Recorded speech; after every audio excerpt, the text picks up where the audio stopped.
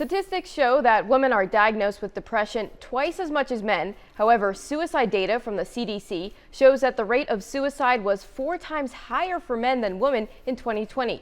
June is Men's Mental Health Month, an annual observance held each June that helps raise awareness about the importance of mental health among men. Here with us to discuss is Mike Andrick, Sweetzer's Senior Director of Adult Crisis and Residential Services. Mike, thank you so much for joining us. Now, what are the causes of mental health issues for men? Thanks, Kate. Well, I mean, 100 years ago, we had two camps, right? Nature versus nurture. And what we know today through neuroscience is that's both.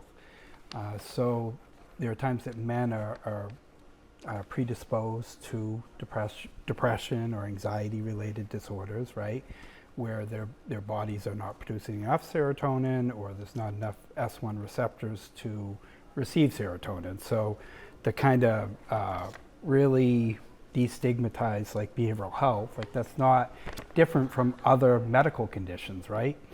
You also have the nature element where people can experience increases in environmental stressors like loss of job, divorce, custody related issues, death, but it's generally, a little of both. So it can be a genetic predisposition to depression or anxiety, or it can be an increase in environmental stressors. And now, what should we look out for? How do the symptoms appear for men in particular? Sure, great question. So there's over 6 million men struggling with depression, in the United States, and that's what we know. A general rule of thumb, you have 9 symptoms of depression, but what's most pronounced at times would be sleep, loss of interest, fatigue, irritability. I call irritability cranky pants. That people put their cranky pants on, but those would probably be the most pronounced symptoms of depression. And why do you think it's harder for men to come forward and talk about their mental health? Great question. So I think there's stigma associated with men talking about how they feel, right?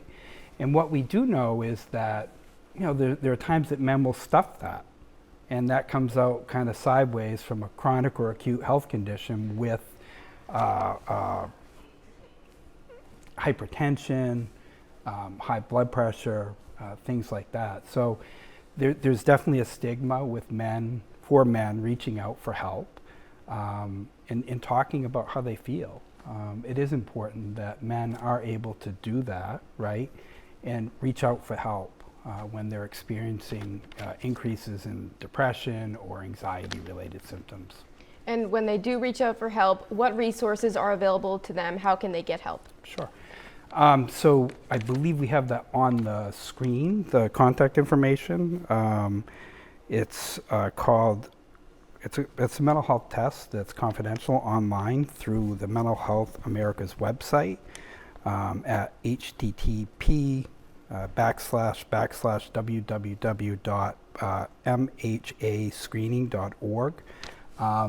And again, I mean, people reaching out for help, it's super important for folks, for men in particular, to be able to seek help and reach out and cultivate their social garden. All right, Mike Andrick with us today. Thank you so much for talking with us today, and sharing these helpful tips for Men's Mental Health Month.